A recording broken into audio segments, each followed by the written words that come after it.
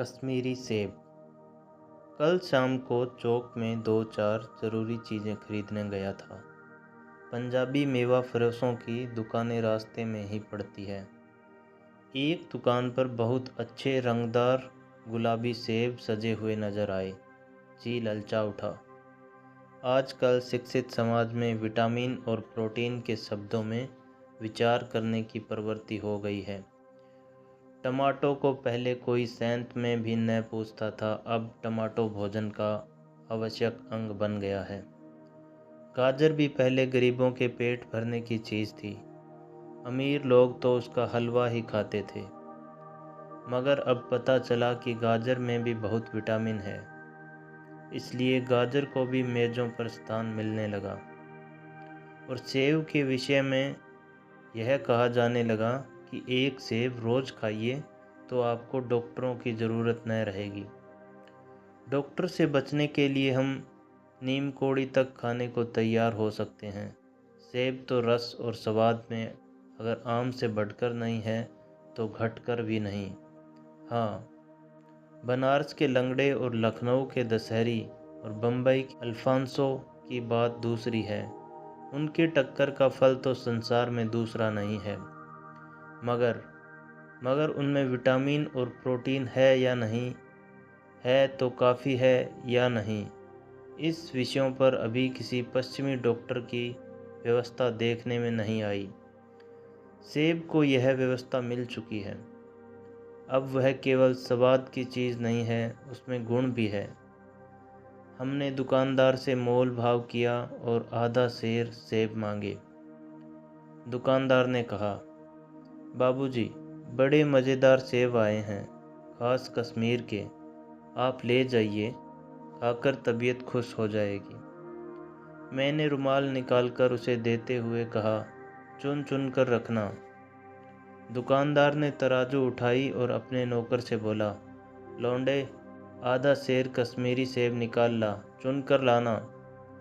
लौंडा 4 सेब लाया। दुकानदार ने तोला, एक लिफाफे में उन्हें रखा और रुमाल में बांधकर मुझे दे दिया। मैंने 4 आने उसके हाथ में रखे। घर आकर लिफाफा ज्यों का त्यों रख दिया।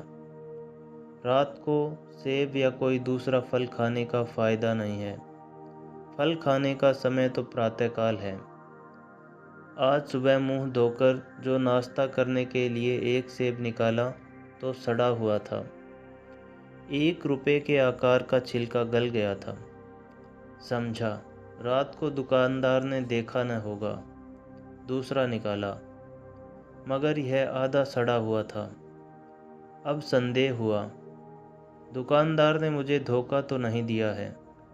तीसरा सेब निकाला, यह सड़ा तो न था, मगर एक तरफ दबकर बिल्कुल पिचक गया।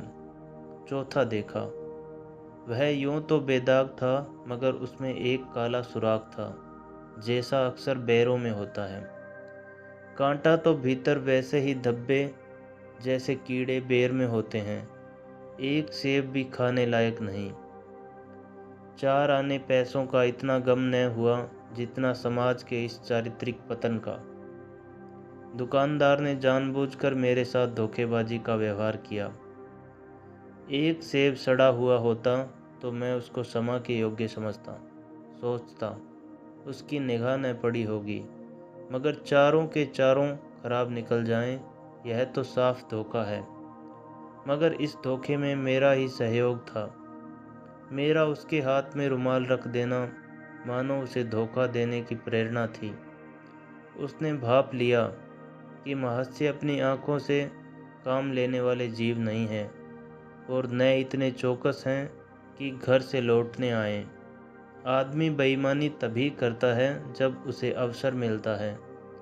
बेईमानी का अवसर देना, चाहे वह अपने ढीलेपन से हो या सहज विश्वास से, बेईमानी में सहयोग देना है।